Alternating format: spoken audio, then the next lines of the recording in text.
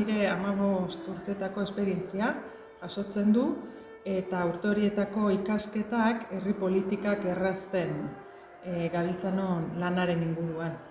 Eta ikusi dudanez 15 urte hauetan lan hori askotan ikusezin bilakatzen dela, liburuak ikusgai egin nahi izan du lan hori eta lan hori aldarrikatzen du bere alde on eta txarrekin.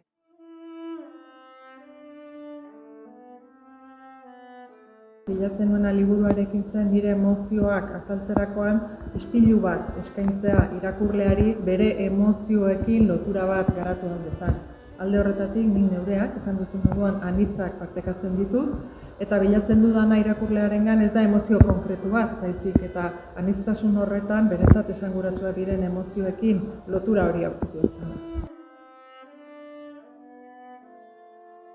Liburuak 10 pentsamolde dikotomiko lantzen ditu eta horietan bat maskulinoa, femeninoa da eta horrek generoaren inguruko hausnarketa bat ekarri digu liburuan.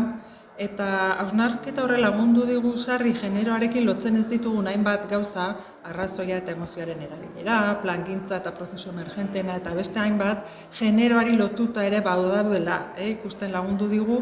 Eta nik uste dut ari horretatik tiraka definitu dugu proiektu berri bat, ilusioz betetzen gaituna orain, lankidetzazko gobernantza eta generoa uztartuko dituena, eta Arantzazula orkestra eta parte hartu zen lankidetzan garatuko duguna.